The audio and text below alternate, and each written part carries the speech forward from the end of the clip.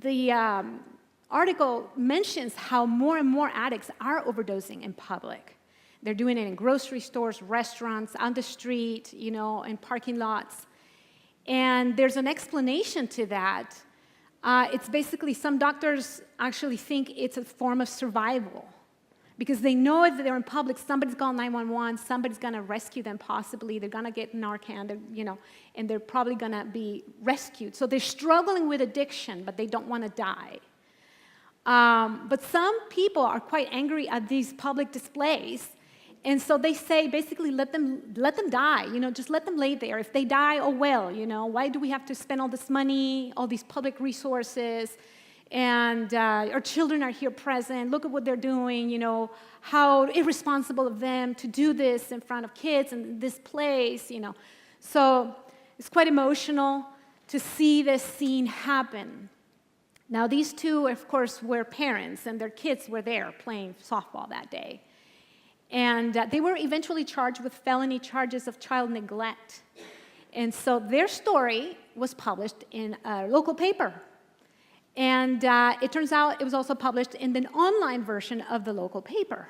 And people started commenting, how you can comment stories of, not only on Facebook, but also like online stories you can comment. And so this kind of became like a public forum, and people started commenting this story from both sides. Some people were, again, expressing quite a lot of anger, and saying why this woman, did this, and how can these parents be so responsible, let them, lie there, whatever, all these other things. And of course, there were other people who were very compassionate, saying things like, these people need help, this is a form of disease, it's addiction, we need to, maybe put more public resources into helping people, blah, blah, blah, all these back and forth. And it turns out the woman who was the mother chimed in. She actually posted a comment amongst all these other comments. Her name is Angel. And I'm going to read to you what she said in her comment. If I can find it. Of course, I wish I had brought my glasses. Here we go. No, that's different. This says, the kids were saying, wake up, to the parents when they were lying down. Here we go. Angel. One day, Angel Holtz posted a comment. There are several comments. And one of them, she says, I don't neglect, speaking about how, the charges against her.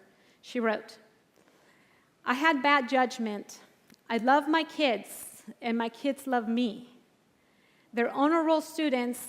There's no punctuation, so I have to, they're honor roll students. My oldest son is about to graduate. They play sports and have a R-U-F-F, roof.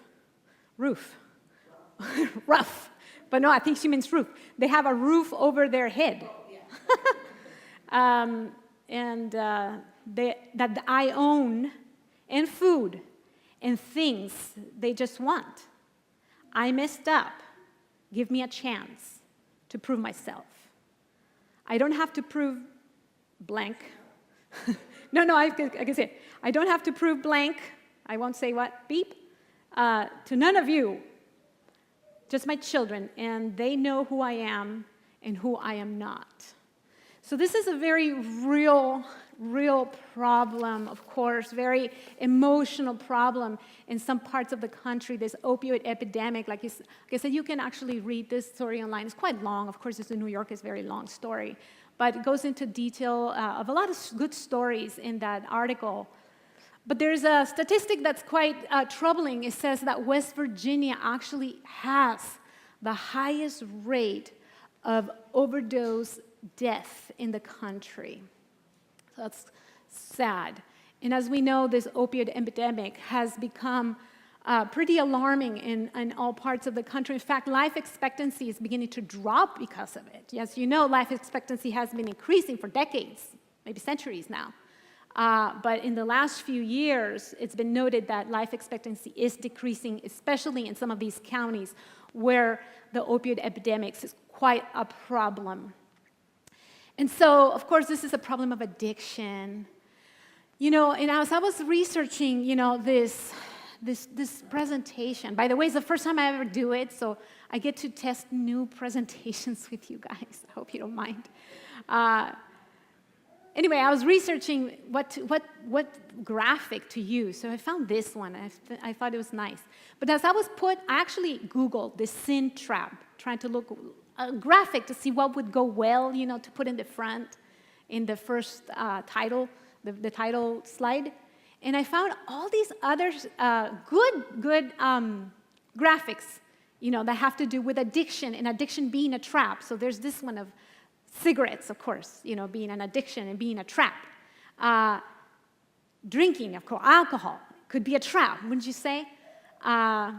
There's this trap with needles in it, so it conveys, the concept of drugs, probably illegal drugs, being a trap. And there's this one with a pill, so probably prescription drugs could, become a trap. I like this one, right? What is this, you think? Money. Could be gambling, maybe. Gambling can be a trap. Shopping? Oh, yeah. I know people, in fact, I won't say who or anything, but I know people who, not me, but I know people who can become quite trapped by the shopping addiction. Look at this. Can internet be a trap, an addiction? Yes, it can. And here's my favorite, the cell trap. Of course, this is actually a game, I think. It's a cell phone game called the cell trap. And it says the ultimate addiction. So there's, not even hiding the idea that this is actually an addiction. So and of course, there's several books that, talk about the same thing. For instance, this one's called Addiction, the High-Low Trap. Again, the concept of addiction being a trap. There's at least 2 books that I saw just by Googling trap and stuff about porn being, of course, a very damaging addiction and trap. The love trap. It almost sounds like a cheesy game show or something, right? The love trap. That could be a trap. The freedom from the diet trap. That food can be a trap. Dieting can be a trap. Look at this one. This one I thought was kind of interesting. The mother-daughter food trap.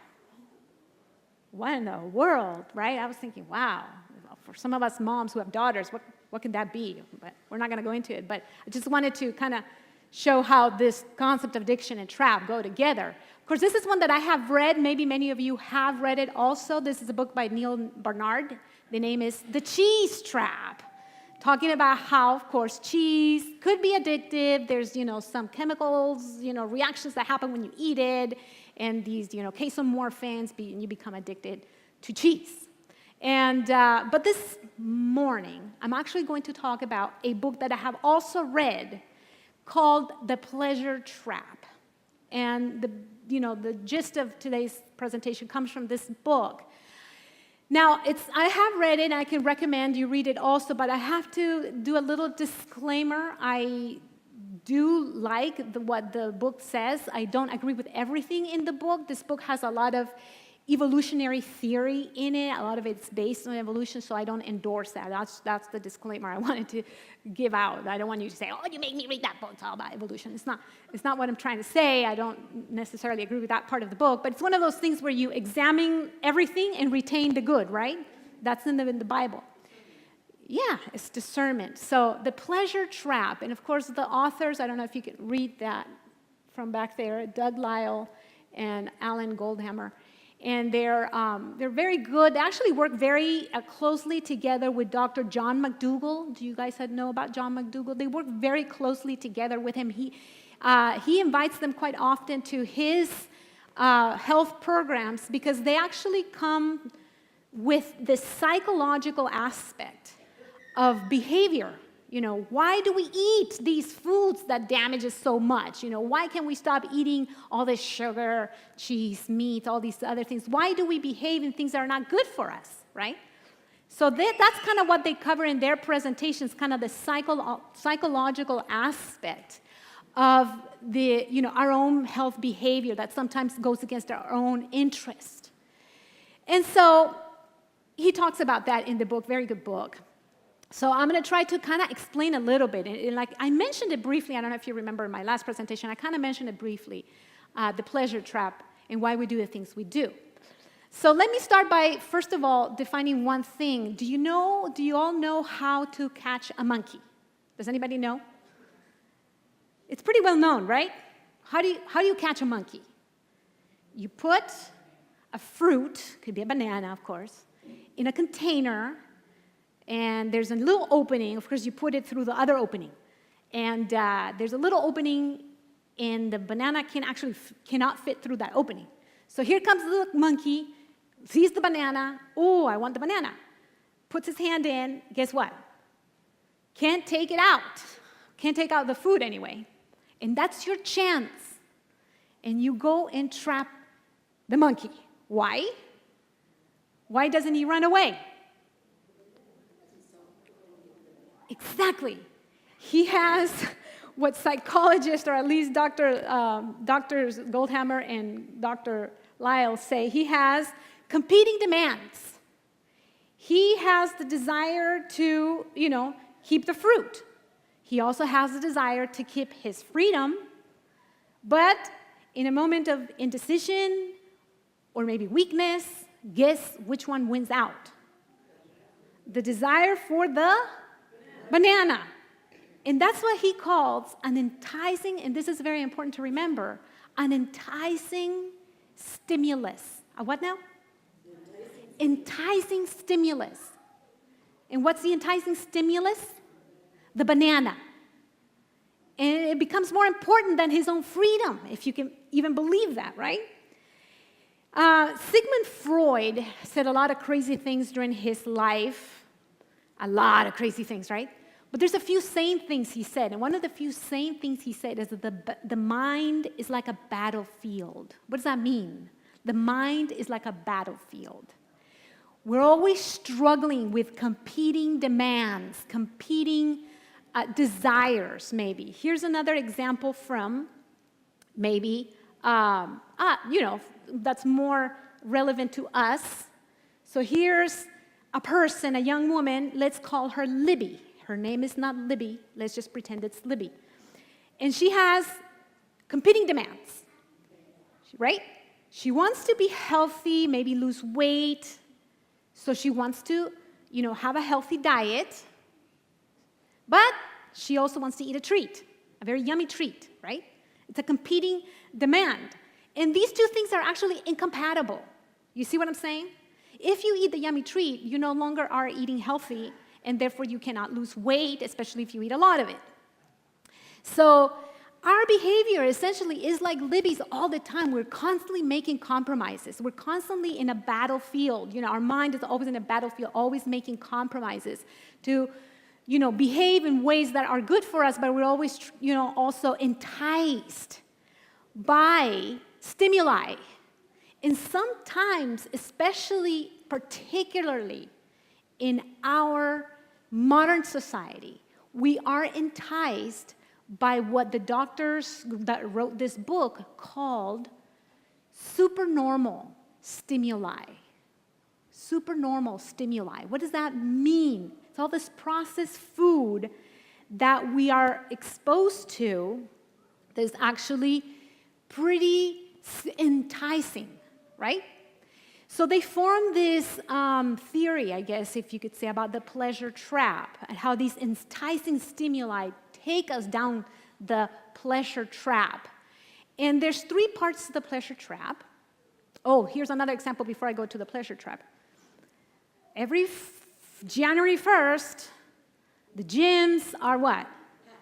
Packed with people, right? We all want to, and here's a gym person back there shaking his head. He's like, yeah, just the first month of the year, but then what happens in February? It drops down. Why? Why does that happen? We all have this desire to be in shape, right? Good shape, good health. And for some of us, it's constant. It's always in our mind that we want to be in good shape. And so that's why these clubs fill with people around the first time of the year. But something happens a couple of weeks later or just a few days into it, and we realize that there is a force of incompatibility that comes to hunt us. And what is that force of incompatibility? It's, well, our desire to eat yummy food that is not compatible with losing weight, or our desire to sit on the couch and not go to the gym, which is also not compatible with losing weight. And so, again, we are in this food trap, right? Or, I guess, pleasure trap. So, here's the pleasure trap. Here are the basic 3 instincts that these researchers have found that drive behavior in the natural world and also in humans. And there's these 3 things, very basic.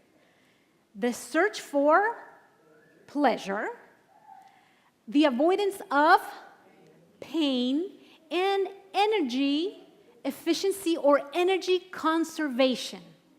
So in the natural world, we see these behaviors. Let me show you an example. Who knows what this is? It's a spider. What kind of spider? Can you tell? It's a black widow spider. But there's also another spider. I can't point it out with my laser because lasers don't work in screens. But can you see the other little spider there? Do you know what kind of spider that is? Anybody want to guess? It's actually the male of the same species. Did you know? Did you know that the male, the black widow's husband, is a tiny little guy? You didn't know? Well, now you do. In fact, so here's the story, right? Here comes little guy. He's enticed by this beautiful female. She's big, attractive, enticing. And of course, he is driven by one of these 3 instincts that I just mentioned. Which one do you think might be? Pleasure seeking. He wants the pleasure of mating. He wants to mate. And here he finds the female that is the same species as him. He can mate with her. And he sees her and he's like, wow, she's a little bit big. And then if you actually look at these in like a, nature film or something, it's kind of funny how it goes. Because she actually moves a little bit. He can actually see her big, size even better. And guess what he does? He runs the other way. He escapes from her because he actually is driven by another one of those 3 instincts. Which one do you think this one is this time? Avoiding pain. He doesn't want to be crushed by this big spider or eaten, right? But then he remembers he's seeking that pleasure.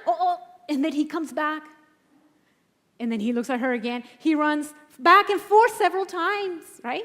So here's a competing interest here for him. 2 of these instincts are competing with each other. But, of course, being a guy, which one do you think wins over? Of course, the pleasure of mating wins over. So he has that little pleasure moment with her, with the hope that she had such a good time that she'll give him a pass, and everything will be okay. But that's not what happens. If you know this story, that's not what happens with black widows. She is driven by the 3rd instinct. Which one was it? Energy efficiency, energy conservation. She's like, instead of me going out and trying to catch some food, here's food right here. So she actually runs him into her web and has him for lunch. And that's why she is called the Black Widow. Did you know this? Now you do. She eats her mate. It's pretty horrific. It's not your good bedtime story, right? But that's what happens in nature. Nature, these creatures in nature are driven by instinct, right? Now, again, here are the 3 instincts. Let me tell you, we are also driven sometimes by these instincts. Let me give you an example. So here is an apple. An apple that is, let's pretend, it's not fully ripe, it's moderately ripe. Not 100% ripe, but it's okay to eat. Apples and all fruit in general are about 300 calories per pound on average. Let's say this is a half a pound apple, and let's say the average amount of bites it takes to eat is about 15 bites. This is being, well, being at 100% ripe might be a little bit less calories because it doesn't have that much sugar. So it's about 135 to 140 calories for the whole apple. It's a good-sized apple. 15 bites, you can calculate, do the math. It's about 9 calories per bite. Did you get that? How many calories? 9 calories per bite, all right? And you get some pleasure from it because it's a little bit sweet. You get that food sustenance. There's, energy conservation. You're eating, so, you get to conserve. You don't have to go out and search for more food because now you have this food. Anyway, now let's look at this other apple. Let's pretend this apple is fully ripe.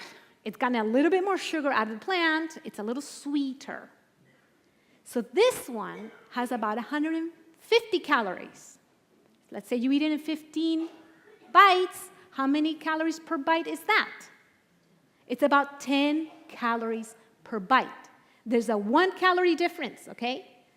But your body is smart enough to detect the difference. Did you know? It gets more pleasure out of it, and it actually likes it better because there's more energy conservation. The more calories you get in one single bite, the less you have to go out and look for more calories. You see what I'm saying? So this is enticing for you. If you had to decide between the semi-ripe apple and the fully ripe apple is more enticing. Get it? Yes? We're together right now? Okay. Now, what happens in our modern world? Here's a third example. This apple is different. This apple is made 100% from chocolate. Now, chocolate is not found in nature naturally, right? It's a product made in a factory with refined, ingredients such as sugar and fats, right? Now, I'll have you know, chocolate is about 3,000 calories per pound.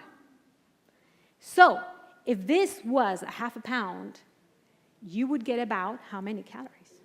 1,500 calories.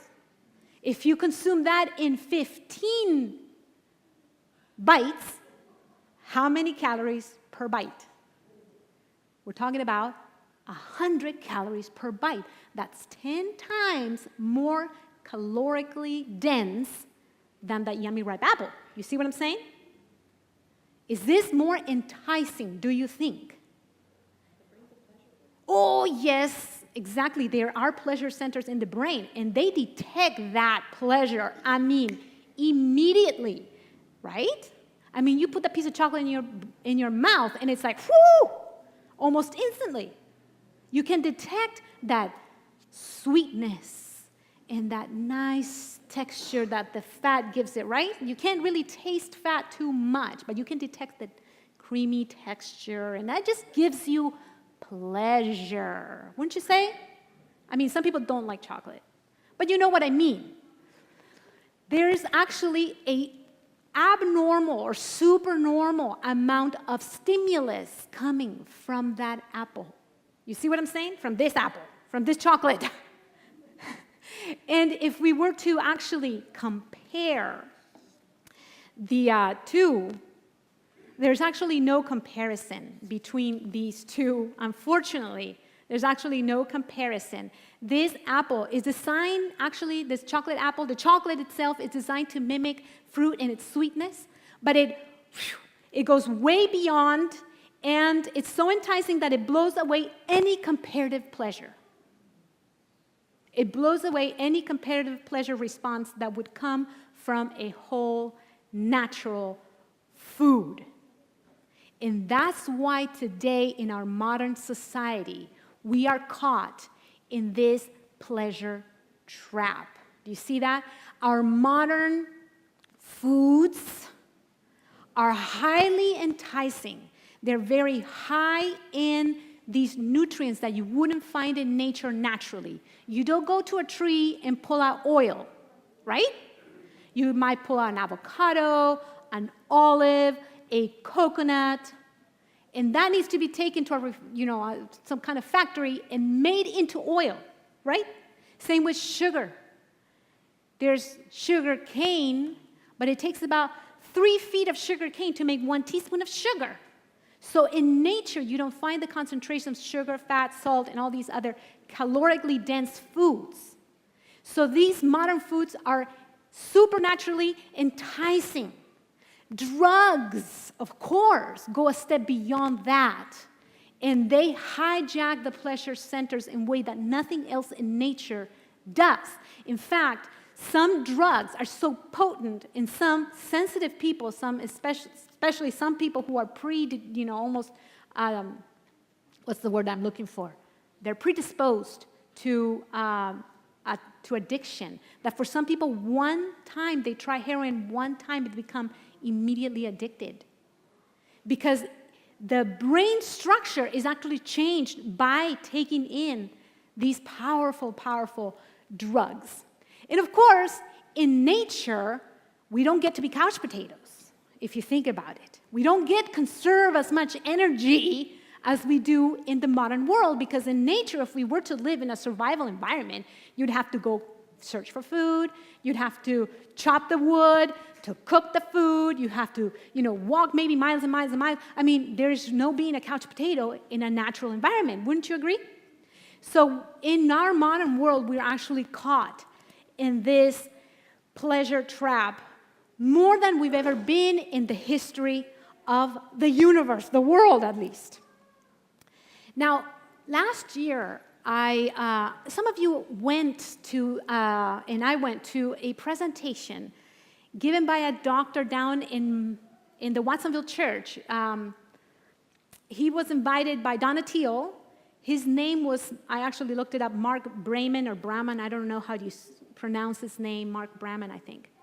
And he is a lifestyle specialist and preventive medicine specialist. Very good presentation. Some of you were there. But I remember one aspect of his presentation that really caught my attention. Someone asked him a question, I think, about addiction. And his response was very interesting to me. He said that every time he gets asked the question about addiction, he takes people back to the Bible, in particular to Genesis. And he said that day that God, of course, put Adam and Eve in a garden when he created them, the Garden of Eden. And the word Eden, oh, by the way, I was trying to look for a nice representation of what the Garden of Eden might look like, and I couldn't really find anything appropriate. I mean, this is the nicest thing I could find. And I think it's not even close, probably, to what the Garden of Eden might have been. I mean, can you imagine this beautiful, lush place with fruits all over the place and beautiful flowers of all the different colors of the rainbow or more, the colors we don't even know, and smells, the perfume, it just must have been a beautiful, beautiful place, beyond our imagination, right? So I couldn't find a better picture, but imagine this beautiful, beautiful place.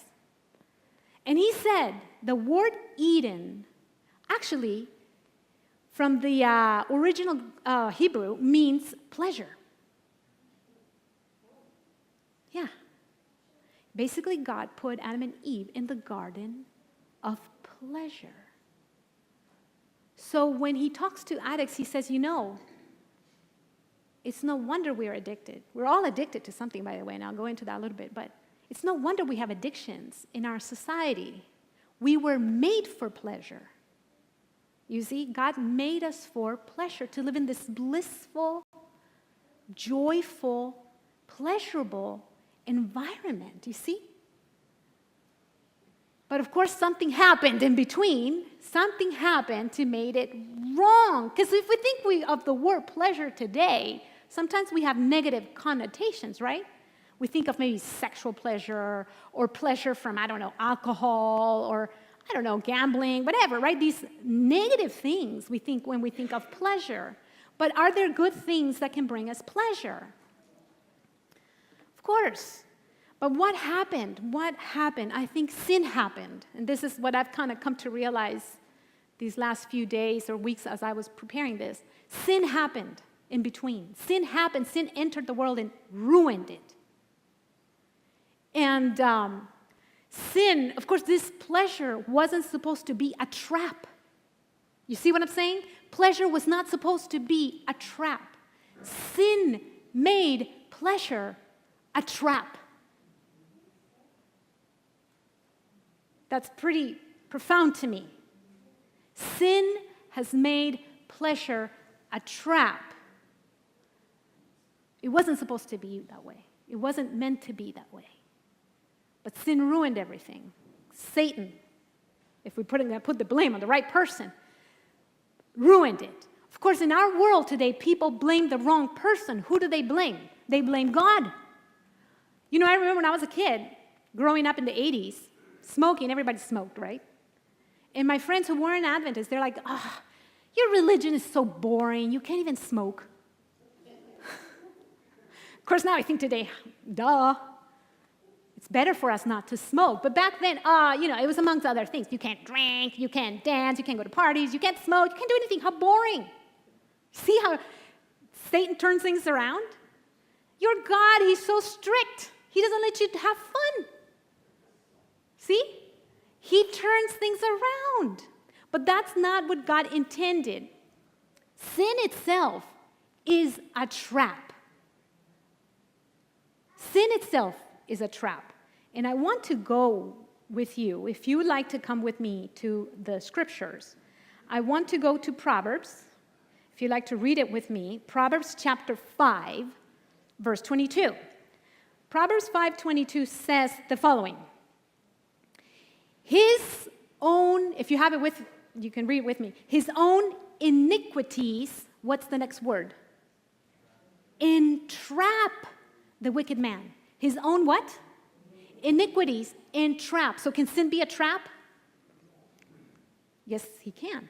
And he is caught in the courts of his sin. He's caught in the courts of his sin. Let me give you another example of sin being a trap. 2 Timothy, if you want to go with me, 2 Timothy 2:26 says this. And that they may come to their senses and escape the what? The snare or the trap of who? The devil, having been taken captive by him to do his will. So again, Satan has ruined it. He's made pleasure a trap. He's put these enticing stimuli in our world, these substances that he has created, and I dare to say he has created these things. Processed foods, drugs, alcohol, porn, gambling, all these enticing things that Satan is putting in front of us to hijack our pleasure center in our brain and make us captive, as the Word of God says, to pleasurable activities. And these stimuli are so supernatural that they blow away competitive pleasures. You see what I'm saying? They blow away. It is so much more enticing to do drugs than to, say, eat an apple. It's so much more enticing to drink alcohol than, let's say, take a walk. Now, yes, go ahead. I just want to point out, because I work with people with addictions in my job, that the other thing is that once you flood your brain with something that is that strong, like if you use, think of a drug that, like if you use meth, that, like if you compare what happens in your brain when you use meth as compared to eating chocolate or having sex within marriage, then when you eat chocolate, the stimulus is like a 200 in terms of what goes to your brain. When you use meth, it goes to 2,000. And then what it does is the pathway is so wide that when you stop meth, then you can no longer get the pleasure that you would from the other. So it actually changes your brain chemistry. Yeah. And people that have those addictions cannot experience the same kind of pleasure that people that don't have addictions for a number of months, even up to years. Yeah. So that is the other part of the addiction, is that it changes your brain enough that you cannot get pleasure from the things you used to before. Yeah. No, that's good. That's a really, really good point. You know the couple that I mentioned earlier that were found in a baseball field? It usually takes one or a couple of doses of Narcan to bring them back, but with them they had to give them repeated doses, and they realized they probably took more than just heroin. Sometimes the heroin is cut with fentanyl, and fentanyl is 50 to 100 times more powerful than heroin. So it takes several doses to bring them out of the high or the overdose. But anyway, there's these powerful, powerful substances out there that Satan, I think, has created. But now you might be thinking, sitting down thinking, well, thank God I don't have a drug addiction. Thank God I don't have a, alcohol addiction. I don't smoke. I'm not addicted. I'm not an addict. Well, I just want to say one thing. I consider sin addictive. I consider sin an addiction. And any sin could be addictive. But let's talk about the really subtle ones. How about pride, vanity, selfishness, arrogance? Are these things addictive? Can they be addictive, do you think? Do we get pleasure, first of all, from them? If we didn't get pleasure, we wouldn't do it, right? We get pleasure from being arrogant or selfish or proud because it feeds the ego. It's what I in my mind, I visualize, it's like mashed potatoes for Thanksgiving for the ego. It's like comfort food for the ego. You see what I'm saying? We love being right. We love being right. We don't like being wrong. We compare ourselves to other people all the time. We think we're better, right? We have better politics, we have better health, we eat better, we do this and that and the other. And we call other people sometimes dumb, low IQ, stupid, because they don't agree with us, right? We like being right, and we hate being wrong. And the thing about this kind of sin, it's like, the Pharisees. They had the creator of the universe right in front of them. The Messiah they were waiting for. They had the signs right. They saw Lazarus being brought back from the dead.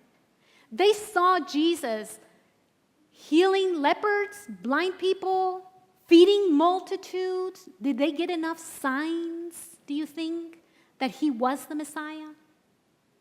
They rejected him. Why? Because of their pride, their arrogance, their selfishness. These sins, if you think about it, are just as bad as addiction to heroin or alcohol. Except when you're a heroin addict, you know you're a heroin addict. There's no escaping the fact. You might not get better ever. You might die of an overdose. But you know you have a problem. Right? Now, some people who are alcoholic, they say, oh, I can quit anytime, right? There's that denial aspect. Smokers sometimes say that too. I can quit any day, just let me alone, right? But with arrogance, pride, vanity, selfishness, the problem with these things is that they make us blind. We don't see we have a problem. That's the problem. Because sometimes the first step to addiction recovery is to recognize you have a problem.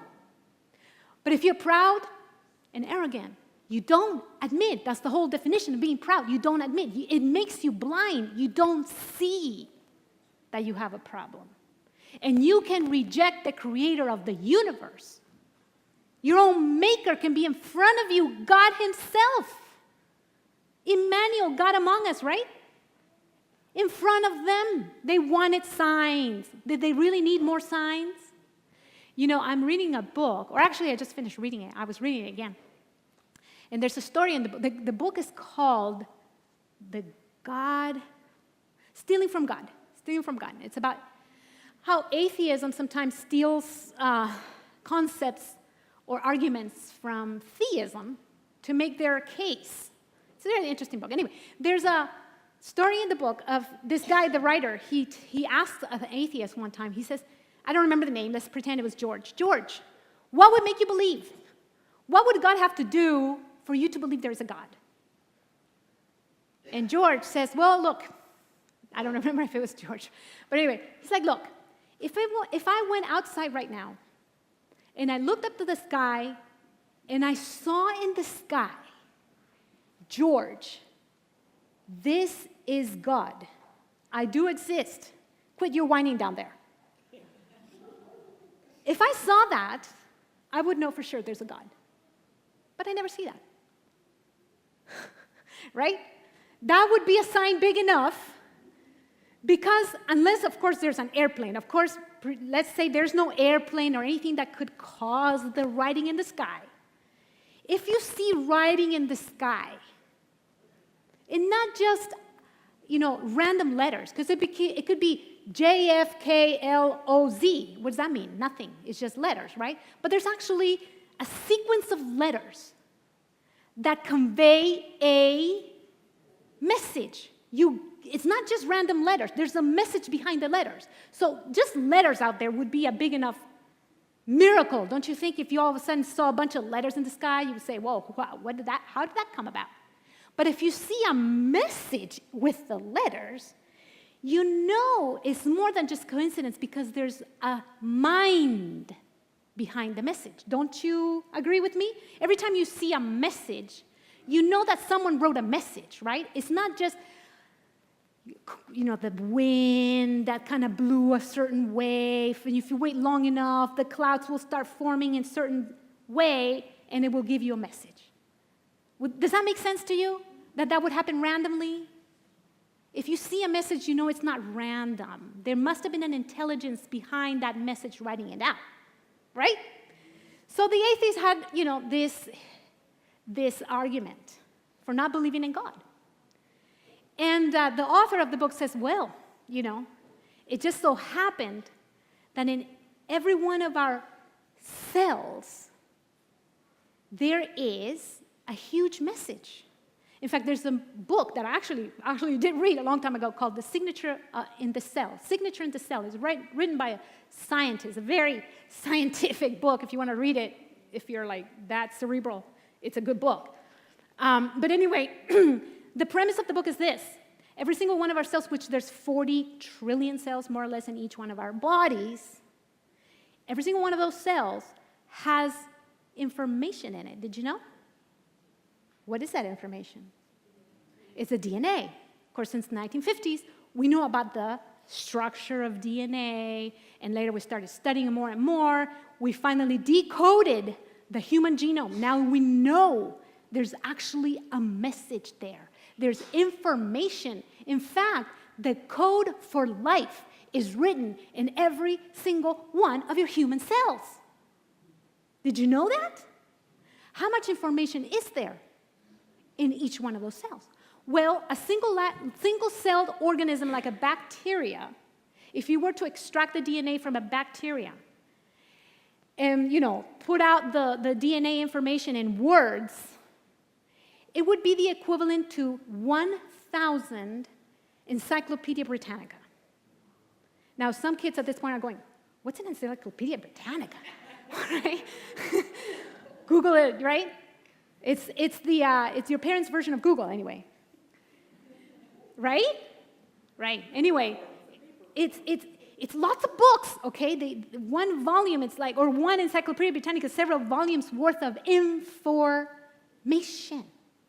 In fact, Bill Gates said this about DNA. He said, DNA is like a software program because not only does it have information, it has the code to make life.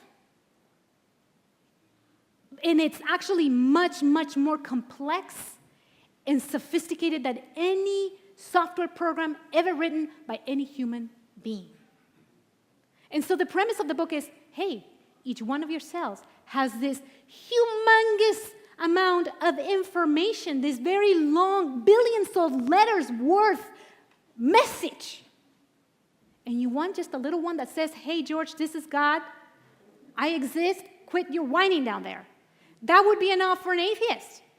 But the information in every single one of our cells is not sign enough that there is an intelligent God that created us? You see?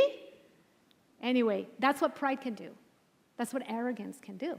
It can blind us to see the very evident signs in front of us. So that's why I think it can be even as dangerous as a sin, as a addiction that we consider dangerous, like heroin, meth, alcohol, smoking. This can be just as dangerous because we don't see that we are addicted to our own ego, and we can blind us. And unfortunately, it's socially acceptable too. That's the other problem. Nobody's gonna, say, oh, how responsible that parent, she's so proud, right? She should be put to jail, she's so arrogant, she's so selfish. Nobody does that.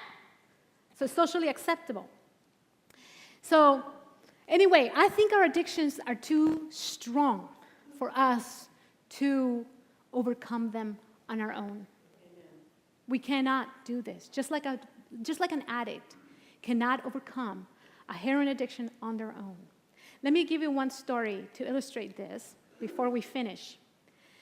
This is a story of a girl, her name is Macy. The reason why I put this up is because she grew up in Oakland. Her dad, his name was Mike. This story comes from a book, actually, a little harsh title. The title of the book is Drug Dealer MD. It's pretty harsh because it talks about how actually the opiate epidemic is a medically created epidemic. Basically, it kind of puts the blame on pharma, big pharma especially. But, doctors prescribing sometimes indiscriminately, and that created the opiate epidemic. But anyway, there's a story. This lady who wrote it is a doctor herself. She's an addiction chief of addiction medicine at Stanford. She's an associate professor there as well. And she treats addicts. And this girl, again, her name is Macy, her dad's Mike. Mike grew up in East Oakland. East Oakland being a very bad part of town. You might or might not know that. He grew up surrounded with drugs. Everybody in his family except him and his oldest sister was addicted to something. So as he grew up, as soon as he could get out of East Oakland, he did. He ended up marrying pretty young. He moved to a town called Fremont, California. You probably know where that is. And he had a family, he had 2 girls. And the youngest one, her name was Macy. And when she was in junior high, she started getting this very, very, very strong pain in her legs. That was debilitating pain in her legs. And her dad was like, I wonder what could that be? I mean, they couldn't figure it out. I mean, maybe growing pains, right? Sometimes that happens with kids that age. It's probably growing pains. So he didn't do anything. But one time, Macy collapsed during volleyball practice at school. She collapsed from the pain, so she was taken to a nearby emergency room. And the doctors, trying to figure out what's wrong with her. They couldn't find anything. They gave her morphine for her strong pain. And then they sent her home. But that didn't resolve the problem. She still had the pain. It happened again where she collapsed. She was taken again to the ER. And this time they ran more tests. They did some scans. And they found that she had a tumor. And the tumor was in, if I can find this. Oh, I know where it is. The story is in the book because I have actually a Kindle version of the book. So they actually found a tumor in her ovaries or something like that, and they found another one in her lungs. Now, they decided to treat her. Here it is. They gave her intravenous morphine at this point to treat the pain. So the doctors found cancer, and they changed her from morphine to Dilaudid, which is another opioid prescription medication, very strong. They did the surgery anyway, and they found that the mass in her ovary was a teratoma, which is a benign growth with no consequence. The mass on her diagram, she had a mass on her diagram, that was a bit of lung tissue, also benign, but they had to do a resection of it, and that involved more surgery, more hospitalization. And the doctors hoped that the removal of these masses would eliminate her pain, even though they had never established a connection between the masses and her leg pain. But they figured that would probably cure her. So in the meantime, she ended up being in the hospital for months, and she was given morphine, Dilaudid, hydrocodone, all potent opioids with addictive potential during and after each surgery.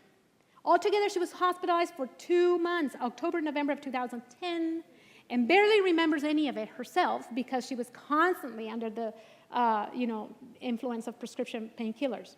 At that point in the course, no point in the course of Macy's medical procedures was the risk of opioid addiction ever discussed with her or her parents, or her family history considered relevant, a family history of, obviously, addiction. When Macy's various surgeries were complete, her doctors declared that she should be pain-free from now on. So she was sent home despite having received heavy doses of opioids daily in the hospital for 2 consecutive months. She was sent home without a single pill. For the next 6 weeks, she experienced excruciating opioid withdrawal, nausea, vomiting, fever, chills, as well as an unbearable muscle and bone pain throughout her body, even worse than the original leg pain. In the grips of opioid withdrawal, Macy would lie on the floor screaming and crying out. Her parents didn't know what to do. They took her to the local emergency room every few days. And what would they do, you think? They would give her some medication, discharge her again. Sometimes the doctors would readmit her in the hospital, give her some intravenous morphine to control her pain, and then discharge her again without opioids, without follow-up, without any semblance of treatment plan at all. So between 2012 and 2014, Macy's parents took her back and forth to the emergency room in an endless cycle of despair and frustration. The doctors never seemed to be able to tell them what was wrong with Macy or how to help her, except for writing more opioid prescriptions. Then in 2014, one of the emergency room visits, the doctor came out of the room and said to Mike the dad, with barely any veiled hostility, "Is your kid on drugs?" He was implying street drugs like heroin, not the painkillers that she had been given. Although chemically speaking, they're the same thing, right? Almost. So, I have to remind you, this is East Oakland. This girl was African American, and the doctor here, the writer, actually makes a comment. Would she have been treated that way if she had been white? Who knows? Doesn't matter. But Mike says, no. Without a moment hesitation, he's like, no. Doctor says, like, how do you know? And he's like, I know because I know my daughter. And because we are with her all the time, and because she's not hanging out with people doing drugs. You know what the doctor said to him? He's like, your daughter is a drug addict. Don't come back here for pain medication again. Kicked him out. So Mike said nothing. He left without words, went home, took her up in his arms, drove her home. When they got there, she was laying on the floor, moaning and crying out. Give her some pills, he said to the family. They couldn't find any. They were all gone. And so at that point, he just made a really decision. I don't know, good, bad. He's like, that's it. Grabbing his car keys, he said to himself, if those doctors are not going to help her, I will. So where do you think he went? To that old part of town where he used to live. He still had friends there in the old neighborhood. Silent tears streaming down his cheeks. He would find his old friends and buy some Percocet or heroin if he had to, just to help his daughter stop her pain. As Mike was driving, he remembered something from his childhood. He remembered that in his house, it was like a brick chimney, and there, you know how there's like space in between the bricks? There's a lot of space in between the bricks, so this is kind of falling apart. And he would put his little tiny fingers, he was like 5 or 6, he would put his tiny little fingers in between the bricks and pull out little bags. Take him to his mom. Mommy, I found one. And she'd be like, good boy, here's $1. Every time you find one, you give it to me, okay? And then she sat him down one day and he said, Mike, promise to me you will never, ever, ever use these drugs. They're bad. I don't want you to be that kind of person. And Mike said, yes, Mommy, I promise. I don't want to make you cry like that.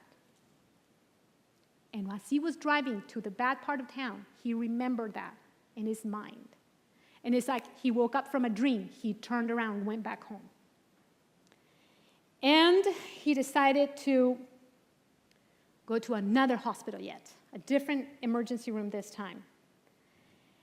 And so he went to another emergency room, and he waited hours and hours and hours for another doctor to come. When the doctor finally came, he said, this is my daughter, Macy, and she has terrible pain all over her body, which no one can understand. She's also addicted to pain pills, and doctors made her that way. So don't turn your back on her. Don't judge her. Help her.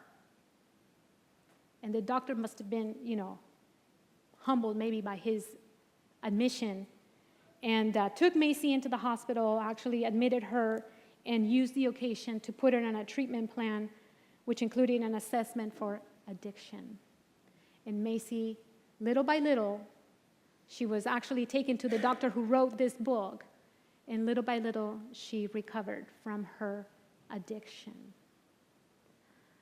This story makes me think of how Satan has made us addicts. It actually touches, I want to cry a little bit, because as parents, we understand the pain of another parent, right? But God is our parent, our dad, our father. And Satan has made us addicts. And God wants to save us. He wants to save us from this addiction. And how do we get saved, though? How do we? I remember last year, a few years ago, we had that film here in this church called Journey Interrupted. Does anybody remember that? It was about homosexuality, and the guest speaker was part of the film, and he talked about, basically trying to leave the lifestyle. And he said, and I remember his words, they struck me. They said, how can you give up anything for someone who you don't know? How can you give up anything for someone who you don't know? And he basically said the only way to quit a lifestyle, whether it's drugs or whatever, a sinful lifestyle, is to get to know the God who really made us for the kind of pleasure that he intended for us. You see what I'm saying?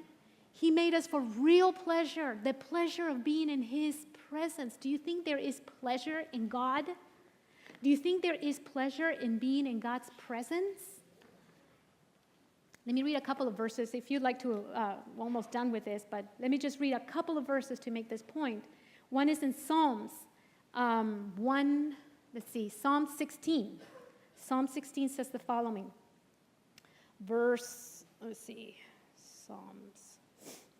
Psalm 16, verse 6 says this. The lines have fallen to me in pleasant places. Yes, I have good inheritance. I will bless the Lord who has given me counsel. My heart also instructs me in the night season. I have set the Lord always before me, because he is at my right hand, and I shall not be moved. Therefore my heart is glad, and my glory rejoices. My flesh also will rest in hope.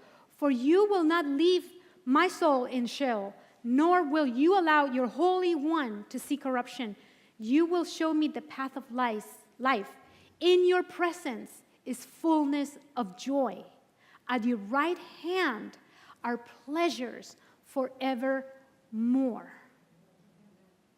And there's many, many verses. I'm not going to go through them because we're kind of out of time. But God is a true source of the pleasure that he can only give us.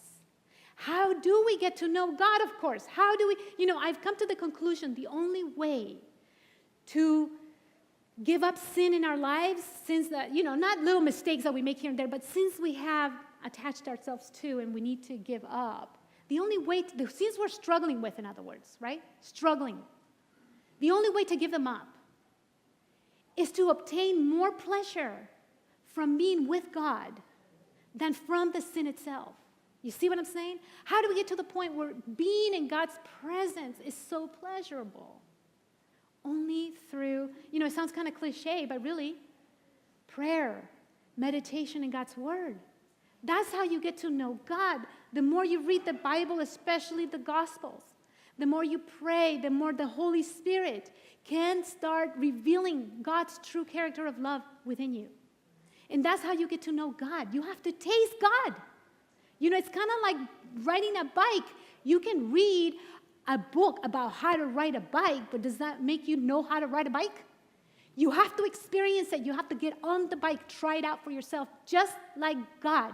You have to try God for yourself. I can't tell you about God's love. You have to experience it. You have to try, you have to test it yourself in your own life.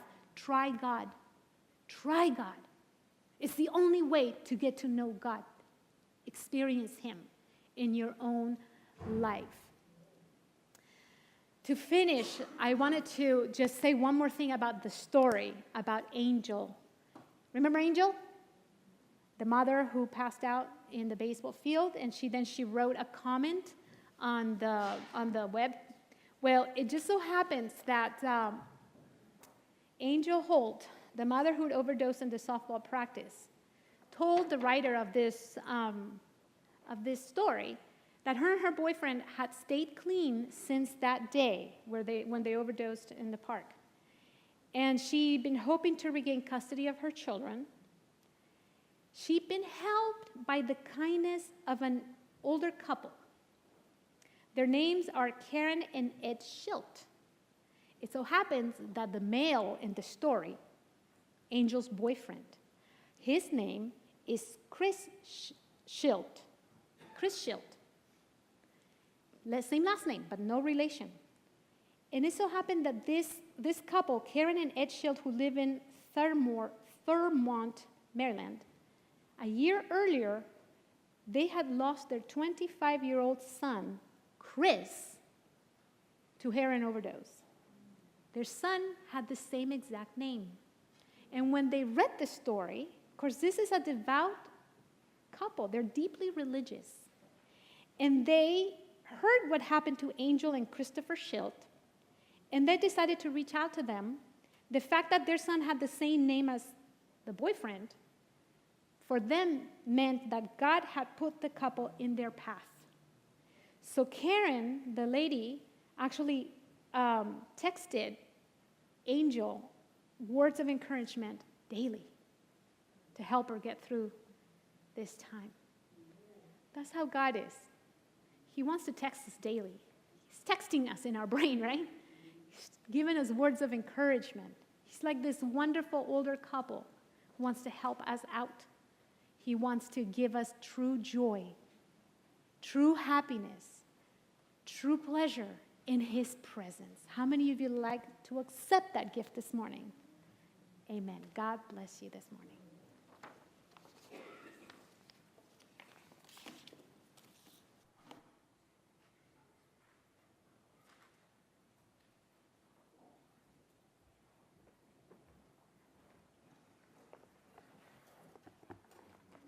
Let's stand together as we sing Whiter Than Snow, number 318 in your hymnal.